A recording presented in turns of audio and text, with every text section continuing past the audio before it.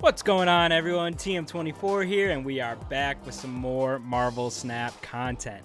Now, if you're just now finding the channel, welcome. I hope you find this video entertaining and informative as we're talking about potentially one of the new best decks in the meta.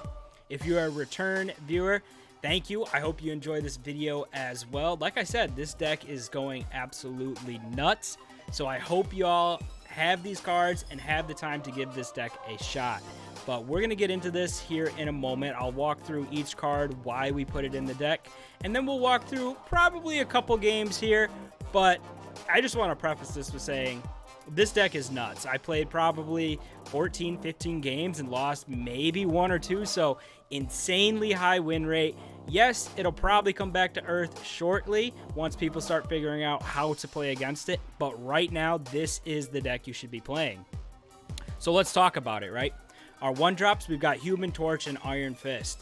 I mean, Human Torch can get absolutely nuts, doubling up. Iron Fist, ton of utility, whether it's hitting the Human Torch, Dagger, Vulture, you've got tons of options here, and Iron Fist is just perfect for this deck as well. Then we're coming to our 2-drops, and we've got a lot of them, right? We've got 5 2-drops, and we'll break down each of them here. So, starting with Dagger and Craven. A couple of 2/2s, but they're going to buff up as 1, as you move Dagger around, and 2, when you start moving cards into Craven. So they are going to be more huge sources of power. Now, you definitely need to have enough cards to move around and take advantage of these, and that's where the other 3 will come into play, right? We've got the new card, Ghost Spider. Definitely has a place in this deck. This was the first one I wanted to try Ghost Spider in, and it can go crazy, really. You're playing a card and then you're instantly moving it. So if you're playing that Human Torch, pulling it, doubling up, or maybe you played Vulture the previous turn and then you're pulling him, either way, you're getting a ton of value out of Ghost Spider. Now, Jeff and Cloak, they provide something a little bit different. Jeff, of course, we know. I love Jeff. I think he's probably one of the best 2-drops in the game. And him being able to move is going to help discount our Spider-Man. It's going to buff our Craven. So Jeff, I think, is kind of a natural fit in this, especially with a lot of people still running Storm and a lot of locations that you otherwise can't reach. Jeff is going to come in really handy in that situation. Cloak, of course, you're going to be able to move cards to that location. So you're moving your Human Torch, you're moving your Dagger, you're moving your Vulture. All those cards are getting buffed up, and Cloak is making that possible. Then we come to our 3-drops, and we've got 3 of them. We've got Doctor Strange, Vulture, and Hulkbuster.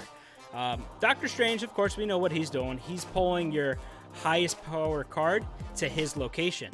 So in this instance, if it's Vulture, if it's Human Torch, you're still getting those buffs. Vulture, he's one of your sources of power. Anytime you move him, just feels absolutely wonderful. Whether it's just one time, he's still super strong there, but with this deck, you can typically move him at least twice, and all of a sudden, he's out of control. Hulkbuster is there kind of as maybe a flex card. This is the one card I would consider probably switching out of this deck, as sometimes it felt like there wasn't a whole lot for him to hit. You don't really want to tempo out a Hulkbuster just because he's a 3/4, so ultimately, without putting him on top of something that you're going to get a little bit of extra value, he doesn't feel that strong. So if I was going to switch one card out of this deck, it would probably be Hulkbuster. But right now, I still feel like being able to get him down on top of a Torch or, a Vulture, Dagger, maybe even a Craven still feels really, really strong. We've got one 4-drop, and it's Spider-Man, but really he's a 1-drop in this deck. Because you're moving cards so often, Spider-Man is going to come out as a 1/5 in 99% of situations, and 1/5 is really, really strong. And then the king of all move pieces is Heimdall. Again, he is crucial for this deck, being able to shove everything to the left, buffing up all those move-related cards. Torch, Dagger, Craven, Vulture. You've just got so much power packed into one card, with Heimdall being able to, activate all of those cards' abilities. So, like I said, this deck is just going crazy. I think I only lost 1 or 2, and both of those times I ended up retreating. I retreated once on turn 1 just because he snapped right away, and I don't like playing those types of games right off the jump. The other one, he actually did get me. He got a nice win He kind of just put me in a position where I wasn't able to come back, but I was able to get away with only a 1 cube loss. So this deck is absolutely doing work right now. And in a moment, right after this game finishes, we will kind of talk through these last 2 games, my move choices, why I made them, and you'll kind of see how this deck does what it does and why it is so strong. Even here, you can see we're going up against a discard deck, right? They've got Invisible Woman out. They've got Morbius. I'm a little bit afraid of a MODOK Hella play. Their swarms already came down, trying to take advantage of that Stark Tower. But the nice thing is we don't even care, right? We can get our Heimdall down and completely leave Stark Tower and just try to win the other 2. In this case, I put Heimdall in the middle, knowing that Kraven, Human Torch, and Jeff are all going to slide to the left and challenge Morbius in his lane. In this case, they don't play anything there. Our Heimdall comes through, everything slides over, our dagger is going to get a nice little buff. Spider-Man got buffed by Stark Tower. Iron Fist, look at him. He's going crazy at 8 power as well. So these cards can get absolutely nuts. We've got 31 and 23 power coming down on these 2 lanes.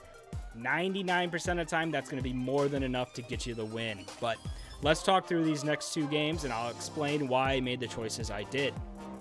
In this scenario, we do have Iron Fist for 1, but we're going to want to hold him. We don't have any cards that are going to benefit from him coming down in our hand. So I feel it's probably better to hold on to Iron Fist if you don't have a solid play. Olympia showed up, so we would have been able to throw a dagger down or something like that. But ultimately, it wasn't really worth it to play Iron Fist. But now we've got decisions to make. Jeff is a really nice tempo 2-drop, being able to get him down, move him around. It just feels really, really strong. So Sokovia pops up. We lose our Cloak. A little bit frustrating, as we would have loved to kind of, put Cloak down and take advantage of some of those, some of these move cards. But ultimately, he's gone. So instead, we decide to go Iron Fist into Oscorp. We see that he's a bounce deck, so if we can kind of limit his space by putting Iron Fist into the Oscorp and also using Iron Fist's ability on Dagger to buff up Dagger, then we're going to put ourselves in a really nice spot. So as you can see here, we're up 7 in our middle lane. Yes, we are down in the other 2, but we are set up really nicely here. We've got a 1-cost Spider-Man, like I said. He's almost always going to come out as a 1/5. That's huge. We're able to get Vulture down as well. So we toss both of them into Oscorp to challenge that location. So we get those both down, and we're just waiting on him to make a move here. Next up, we've got Doctor Strange. We've got potentially Ghost Spider to move another card around, and we already have Heimdall in our hand ready to go. So we're set up nicely here. A 2-drop, a 3-drop, and a 6-drop. What I really, really like about this deck is that all the cards are going to be 3 and under, except for Heimdall, which means you can fit in multiple cards on turn 4, on turn 5, and really start buffing up some of these move pieces. Turn 5 comes around, and we're getting ready to play. We've got Hulkbuster that we drew. Ultimately, not huge, but if you remember, on turn 4 we played Vulture last, so that puts us in a nice spot to go ahead and play Ghost Spider to pull our Vulture to buff him up, and then we can even play Doctor Strange after that. So Ghost Spider is going to pull Vulture into that middle lane, and then Doctor Strange is then going to pull him even further into Sokovia, meaning he's going to get buffed up twice in this one turn. So you'll see here, he goes from 3 power up to 8, up to 13 in a matter of one turn. So we gained 10, we gained 16 power in that turn by playing Ghost Spider and Doctor Strange, buffing our Vulture twice. They countered with the Beast, putting a bunch of really strong cards back to their hand. The biggest one I was worried about was that Hit Monkey, and now it's just a matter of making sure that we play our Heimdall correctly and we can have enough power in those lanes to kind of go after that Hit Monkey, because we know that's going to come down. We just want to make sure that we can beat it. So we're considering where Heimdall should go now. Our 2 options typically here are going to be Olympia or Oscorp. You can see we want to make sure we have enough power in Olympia, so we toss Jeff over to the right. far right, Vulture, Doctor Strange, and Jeff are going to slide over into Olympia. Over into Oscorp, Dagger and Ghost Spider are going to come. So, Dagger's going to get buffed. You'll see here, Heimdall comes down, Dagger comes through, and she's going to get a huge buff because they filled Oscorp completely. We're up to 28 power there. Our other 3 cards moved to Olympia. Vulture gets buffed again. He is 18 power. He even outpaced their Hitmonkey, even though they were able to play it twice. So all of our cards come down. We're at 28 and 24 power. They end up getting to 19 and 20 in the 2 lanes that we're contesting, but it's not even going to be enough. We end up getting another huge dub there. Now this next one, we're getting ready. We don't have a 1-drop, and they get a bit lucky. Sokovia hits their Wolverine, already putting it out on the board at 4 power. We lose our Ghost Spider. Not ideal because we like to be able to move, cards around with her. We don't have a really solid play on 1, and again, with Collapsed Mind showing up, we kind of want to just avoid playing. We need our space so that we can start moving these cards around. So we skipped. They ended up playing Bucky. Their lane is still filled. Unfortunately, we can't really take advantage of it, but now we have a couple different plays we can make.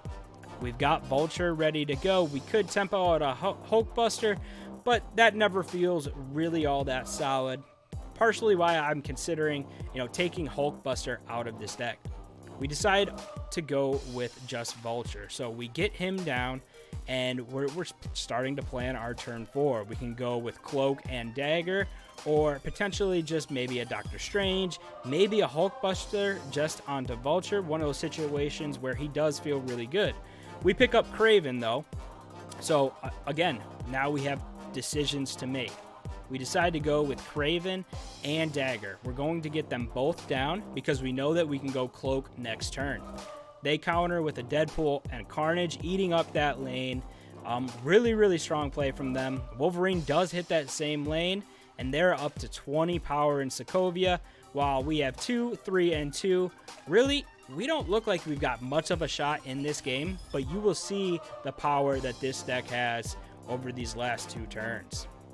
We do decide to play Cloak and throw him into the vault right on top of Kraven. So anything that we move there, Vulture, Dagger, potentially Human Torch if we decide to play him, is going to get buffed up. But as you can see here, we're really considering that Hulkbuster onto that Vulture lane, and that's ultimately what we decide to do. So Vulture's going to get buffed up here. Cloak did come down on the vault, so we can move things there, but so can they. Moving is definitely going to be more to our advantage than theirs because we've got cards that will benefit from it. We decide to go ahead, and we're going to end up moving, well, we've got decisions, right? We can move Dagger, we can move Vulture. Ultimately, we move both, and we put them both into the vault. What's really nice is that we can still play Doctor Strange. Vulture is going to get buffed up as he moves over to Cloak, and then we're going to pull him right back to the Collapsed Mind to make sure that we have enough power there. We've just got to hope that they don't put too much power into the vault by moving it, but hey, nothing we can do if they do it, so we make the play that is going to work out best for us. So we're just waiting on them to figure out what they're going to do. Ultimately, they only ended up playing into Sokovia. Not really sure why. That doesn't look like a winning play to me. Ours still comes through though. Vulture went into the vault, then came right back to the Collapsed Mind. Look at him. He's at 17 power, the strongest card on the board. And this deck can just go absolutely insane. Yeah, so just a couple final words on this deck. I mean, most of these cards are really, really accessible. So you guys should be able to put this together and give it a shot. I love that the cost is kept down so that you can fit in multiple cards on those turn 4s, those turn 5s, and really start buffing up the cards that you did play. Like I said, the one change I would probably make is Hulkbuster, but I'm not sure what I would switch him out for as of yet. So for now, he's going to hang out there. And, I'm going to keep rocking this deck until people start to respect it and start to play, play decks that can counter it. So for now, this is what I'm going to be running. I hope you guys give it a shot as well. If you've hung around till now, I really do appreciate you. Now would be a good time to hit that subscribe and like button, as it really does help me out. But until next time, have some fun.